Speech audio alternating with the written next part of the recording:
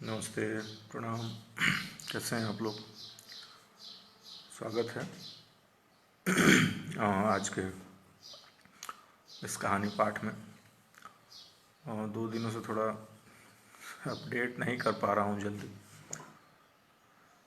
कुछ व्यस्तताएं हैं। अपडेट करूँगा कैसे? तो खैर आइए, अभी थोड़ी देर पहले अपडेट किया था कि आज कौन सी कहानी सुनाऊंगा। तो आज की कहानी है पुरस्कार। महाकवि जयशंकर प्रसाद की कहानी, और कहानीकार, हिंदी के महत्वपूर्ण कहानीकार भी हैं। प्रेमचंद के बाद की जो परंपरा है, और प्रेमचंद के साथ ही जो परंपरा चल रही थी हिंदी कहानियों की, उस कहानी में, उस परंपरा में जयशंकर प्रसाद का बहुत नाम आता है और बहुत महत्वपूर्ण कहानियाँ इन्होंने लिखी। बात करें पुरस्कार कहानी की, तो पुरस्कार कहानी भी प्रसाद जी की अन्य कहानियों की तरह, मसलन आप उनकी कहानी प्रतिदीप को ले लीजिए, अथवा गुंडा को ले लीजिए, तो उसी पर कहानी भी है, और बहुत महत्वपूर्ण कहानियों में से एक है प्रसाद जी की। और कहें कि हिंदी की जो प्रेम कहानियां हैं उनमें से एक महत्वपूर्ण है। और ये कहानी प्रेम और कर्तव्य, इन दोनों को व्याख्यायित करती है कि अमूमन प्रेम में इंसान देश, समाज, घर, परिवार को भूल जाता है, लेकिन ये कहानी जो है ये दोनों को दिखाती है कि प्रेम और कर्तव्य दोनों कैसे एक साथ निभाया जा सकता है और किया जा सकता है। दोनों के लिए अपनी अपनी है।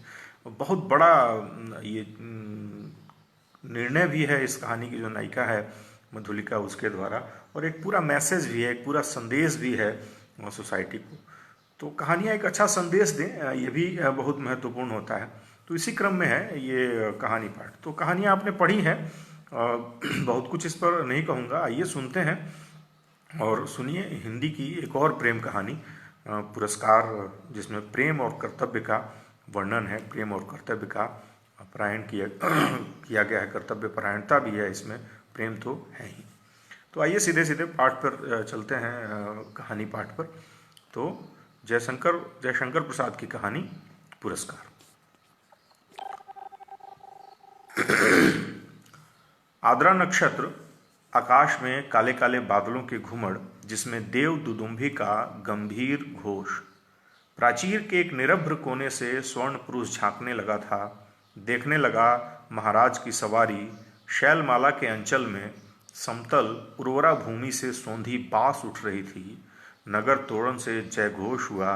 भीड़ में गजराज का चपरासी सुंड उन्नत दिखाई पड़ा। वह हर्ष और उत्साह का समुद्र हिलोरे मारता भरता हुआ आगे बढ़ने लगा।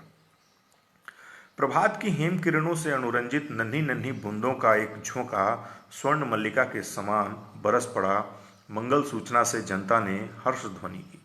रथों, हाथियों और अश्वारोहियों की पंक्ति जम गई। दर्शकों की भीड़ भी कम न थी। गजराज बैठ गया। सीढ़ियों से महाराज उतरे। सौभाग्यवती और कुमारी सुंदरियों के दो दल आम्र पल्लवों से सुशोभित मंगल कलश और फूल, कुमकुम तथा खीलों से भरे थाल लिए मधुर गान करते हुए आगे बढ़े। महाराज के मुख पर मधुर मुस्कान थी। पुरोहित वर्ग ने स्वस्त्ययन किया। स्वर्ण रंजित हल की मूठ पकड़कर महाराज ने जुते हुए सुंदर पुष्ट बैलों को चलने का संकेत किया। बाजे बजने लगे।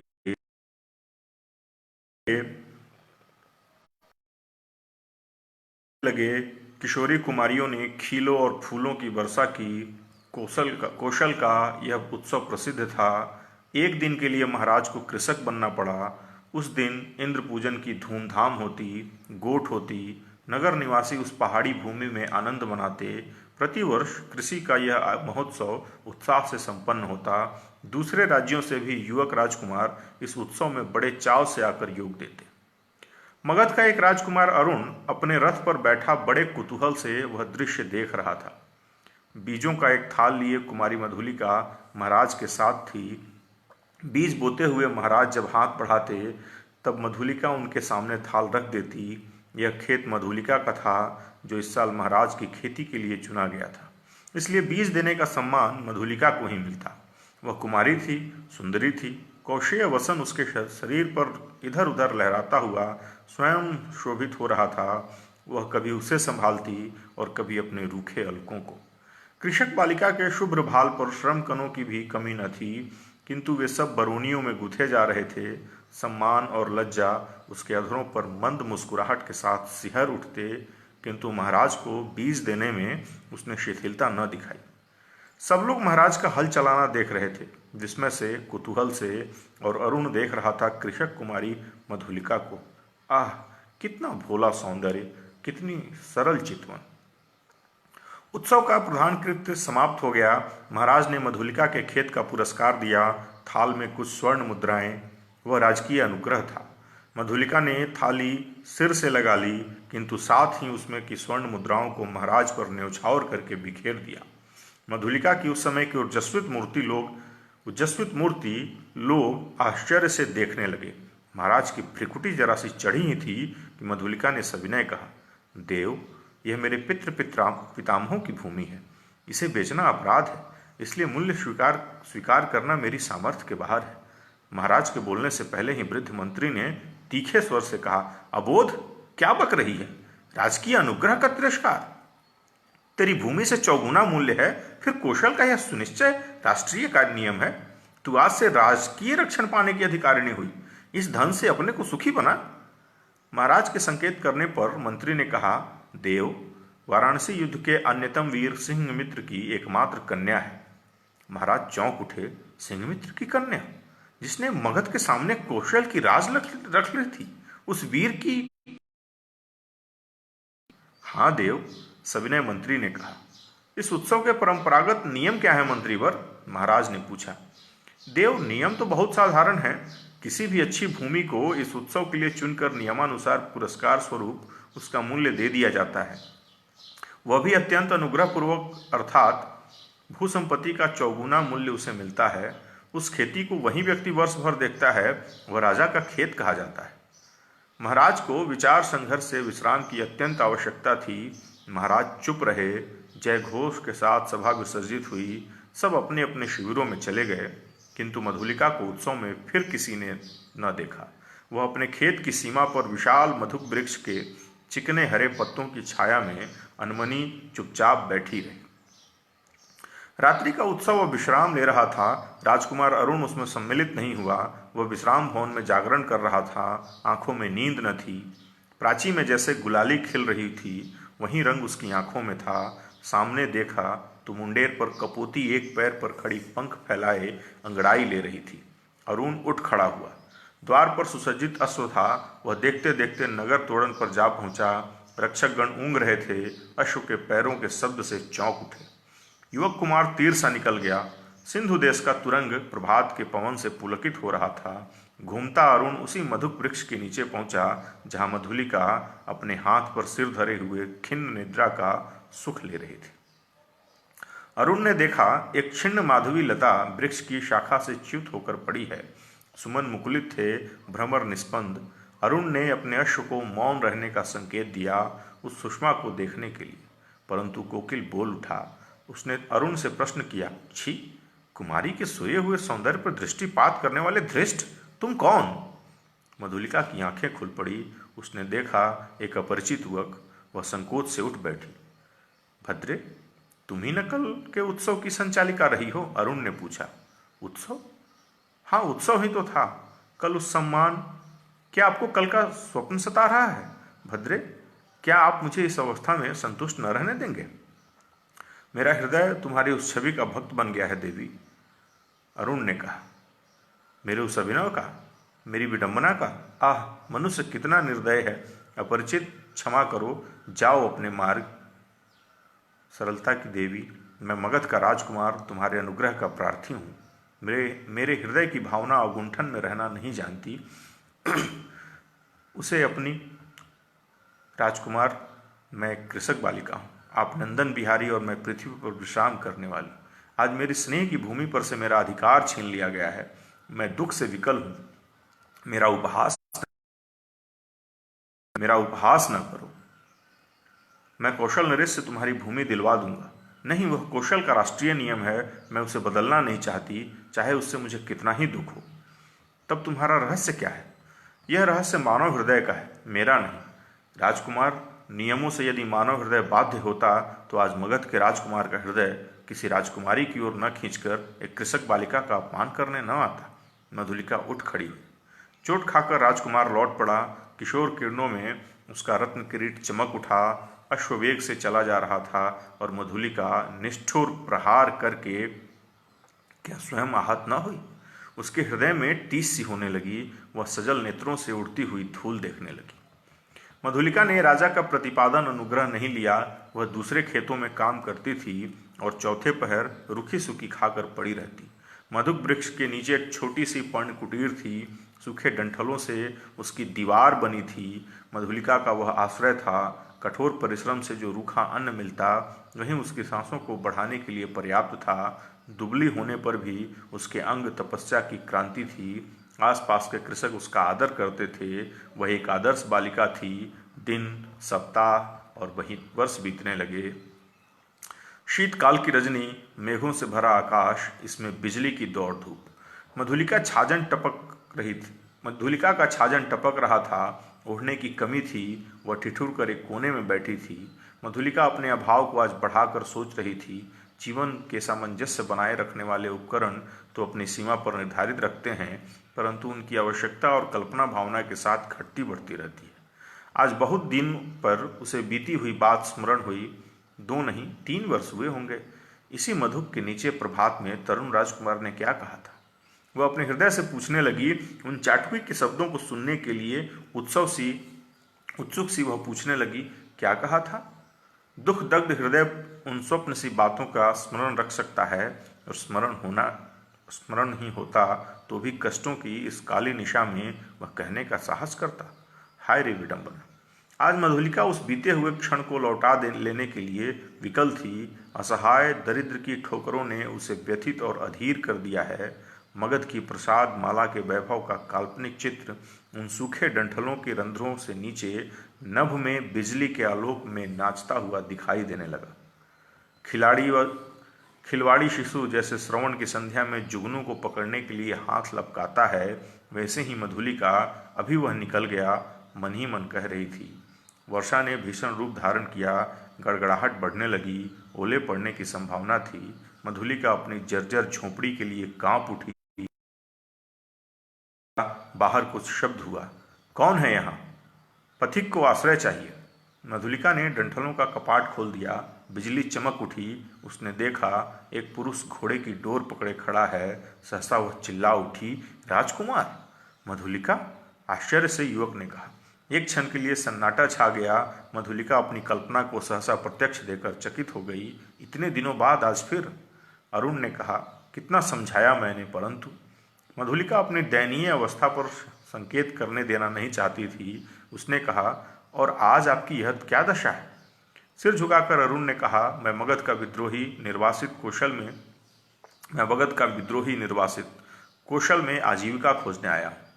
मधुलिका उस अंधकार में हंस पड़ी। मगध के विद्रोही राजकुमार का स्वागत करे एक अनाथनी कृषक बालिका, यह भी कि एक विडंबना है, तो मैं भी स्वागत के लिए प्रस्तुत हूँ। शीतकाल, निस्तब्ध रजनी, कुहरों में धुली हुई चांदनी, हाड़ कपा देने वाला समीर तो भी अरुण और मधुलिका दोनों पहाड़ी गह्वर के द्वार पर बट वृक्ष के नीचे बैठे हुए बातें कर रहे हैं।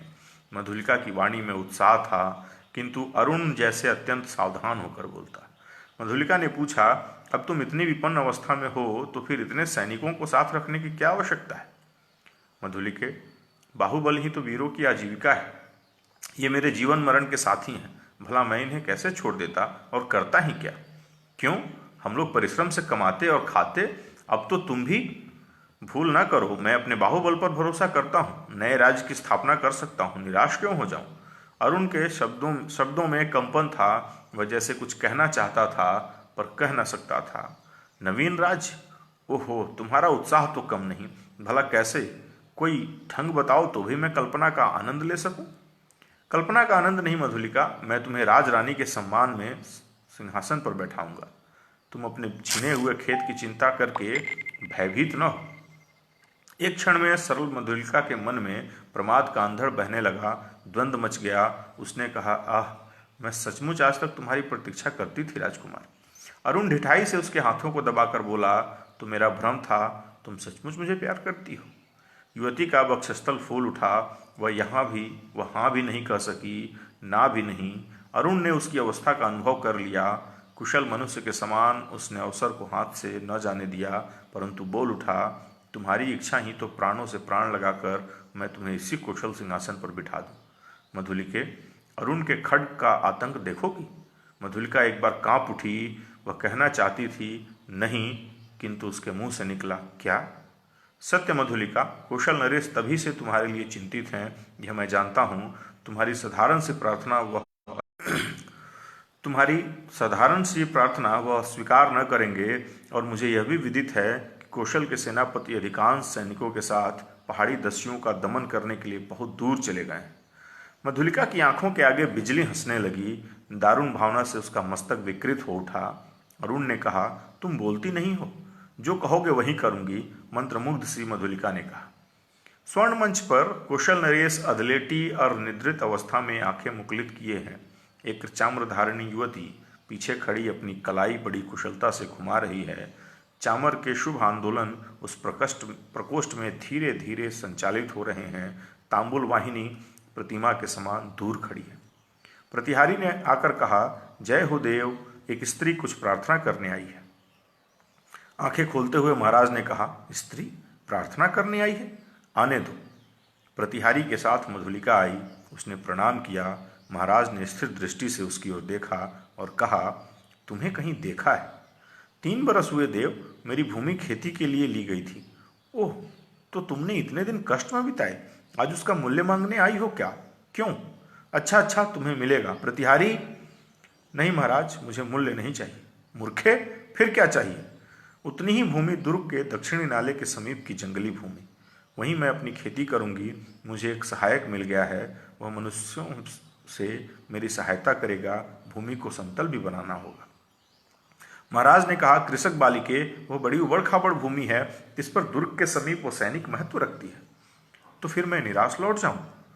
सिंहमित्र की कन्या, मैं क्या करूं? तुम्हारी यह प्रार्थना देव, जैसी आज्ञा हो। जाओ, तुम श्रमजीवियों को उसमें लगाओ। मैं अमात्य को आज्ञा पत्र देने का आदेश करता हूँ। जय हो देव। यह कहकर प्रणाम करती हुई मधुलिका राज मंदिर के बाहर आई। दुर्ग के दक्षिण भयावने नाले के तट पर घना जंगल है। आज वहां मनुष्यों के पथ संचार के शून्यता भंग हो रही थी। अरुण के छिपे हुए मनुष्य स्वतंत्रता से इधर उधर घूमते थे। झाड़ियों को काटकर पथ बन रहा था। नगर दूर था, फिर उधर यूं ही कोई नहीं आता था। फिर अब तो महाराज की आज्ञा से वहां मधुलिका का अच्छा खेत बन रहा था। किसी को इसकी चिंता थी? एक घने कुंज में अरुण और मधुलिका एक दूसरे को हर्षित नेत्रों से देख रहे थे। संध्या हो चली थी। उस निबिड़ वन में उस नवागत मनुष्यों को देखकर पक्षीगण अपने नीड़ को लौटाते हुए अधिक कोलाहल कर रहे थे। प्रसन्नता से अरुण की आंखें चमक उठीं। सूर्य की अंतिम किरणें झुरमुट से निकलकर मधुलिका के कपोलों से खेलने लगी। अरुण ने कहा, 4 पहर करो और प्रभात में ही इस जीर्ण कलेवर कौशल राष्ट्र की राजधानी श्रावस्ती में तुम्हारा अभिषेक होगा, और मगध में निर्वासित मैं एक स्वतंत्र राष्ट्र का अधिपति बनूंगा। मधुलिके, भयानक। अरुण, तुम्हारा साहस देखकर मैं चकित हो रही हूँ। केवल 100 सैनिकों से तुम। रात के तीसरे पहर मेरी विजय यात्रा होगी मधुलिके। तो तुमको इस विजय पर विश्वास है? अवश्य।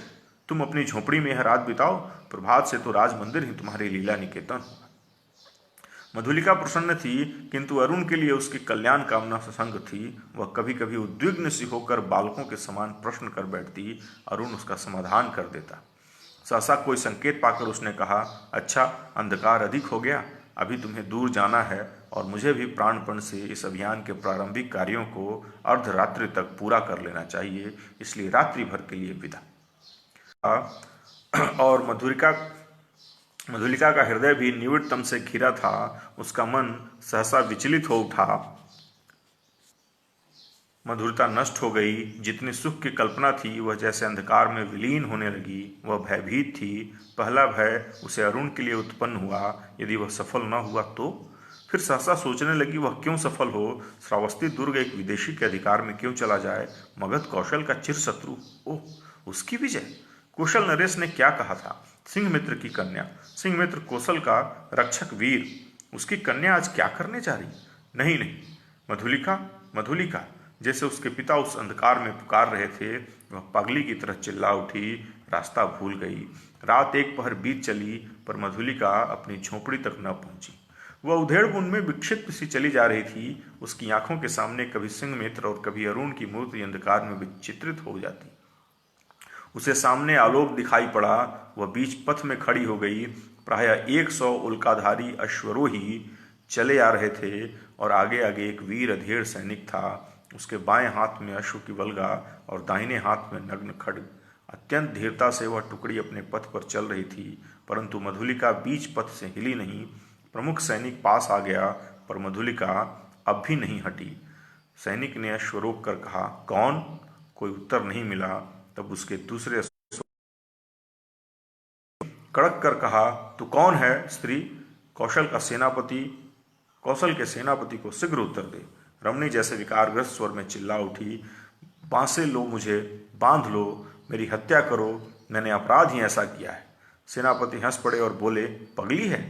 पगली नहीं, यदि वह होती तो इतनी विचार वेदना क्यों होती। सेनापति, मुझे बांध लो, राजा के पास ले चलो। क्या है, स्पष्ट कह। श्रावस्ती का दुर्ग एक पहर में दस्युओं से के हस्तगत हो जाएगा। दक्षिण नाले के पास उनका आक्रमण होगा। सेनापति चौंक उठे। उन्होंने आश्चर्य से पूछा, तू क्या कह रही है। मैं सत्य कह रही हूं, शीघ्रता करो। सेनापति ने 80 सैनिकों को नाले की ओर धीरे धीरे बढ़ने की आज्ञा दी और स्वयं अश्वारोहियों के साथ दुर्ग की ओर बढ़े। मधुलिका एक अश्वारोही के साथ बांध दी गई। श्रावस्ती का दुर्ग कौशल राष्ट्र का केंद्र इस रात्रि में अपने विगत वैभव का स्वप्न देख रहा था। विभिन्न राजवंशों ने उसके प्रांतों पर अधिकार जमा लिया और जब वह कई गांवों का अधिपति है, फिर भी उसके साथ कौशल के अतीत की स्वर्ण गाथाएं लिपटी हैं। वह लोगों की ईर्ष्या का कारण है। दुर्ग के प्रहरी चौंक उठे जब थोड़े से अश्वारोही बड़े वेग से आते हुए दुर्ग द्वार पर रुके। जब उल्का के आलोक में उन्होंने सेनापति को पहचाना तब द्वार खुला। सेनापति घोड़े की पीठ पर से उतरे। उन्होंने कहा, अग्निसेन, दुर्ग में कितने सैनिक होंगे। सेनापति की जय हो। 200। उन्हें शीघ्र एकत्र करो, परंतु बिना किसी शब्द के। 100 को लेकर तुम शीघ्र ही चुपचाप दुर्ग के दक्षिण की ओर चलो, आलोक और शब्द न हो। सेनापति मधुलिका की ओर देखा, वह खोल दी गई। उसे अपने पीछे आने का संकेत कर सेनापति राजमंदिर की ओर बढ़े। प्रतिहारी ने सेनापति को देखते ही महाराज को सावधान किया। वह अपनी सुख निद्रा के लिए प्रस्तुत हो रहे थे, किंतु सेनापति और साथ में मधुलिका को देखते ही चंचल हो उठे। सेनापति ने कहा, जय हो देव, इस स्त्री के कारण मुझे इस समय उपस्थित होना पड़ा है। महाराज ने स्थिर नेत्रों से देखकर कहा, सिंहमित्र की कन्या, फिर यहाँ क्यों। क्या तुम्हारा क्षेत्र नहीं बन पा रहा है, कोई बाधा। सेनापति, मैं दुर्ग के दक्षिणी नाले के समीप की भूमि इसे दी है। क्या उसी संबंध में तुम कुछ कहना चाहती हो। देव, किसी गुप्त शत्रु ने उसी ओर से आज की रात में दुर्ग पर अधिकार कर लेने का प्रबंध किया। इसी स्त्री ने मुझे यह पथ में संदेशा दिया है। राजा ने मधुलिका की ओर देखा। वह कांप उठी। घृणा और लज्जा से वह गड़ी जा रही थी। राजा ने पूछा, मधुलिका, यह सत्य है। राजा ने सेनापति से कहा, सैनिकों को एकत्र करके तुम चलो, मैं अभी आता हूँ। सेनापति के चले जाने पर राजा ने कहा, सिंहमित्र की कन्या, तुमने एक बार फिर कौशल का उपकार किया है। यह सूचना देकर तुमने पुरस्कार का काम किया है। अच्छा, तुम यहीं ठहरो, पहले उन आतताइयों का प्रबंध कर लो। अपने साहस में अरुण बंदी हुआ और दुर्ग उल्का के आलोक में अतिरंजित हो गया। भीड़ ने जयघोष किया। उसके मन में उल्लास था। श्रावस्ती दुर्ग आज एक दस्यु के हाथ में जाने से बचा। अबाल वृद्ध नारी आनंद से उन्मत्त हो उठे। उषा के आलोक में सभा मंडप दर्शकों से भर गया।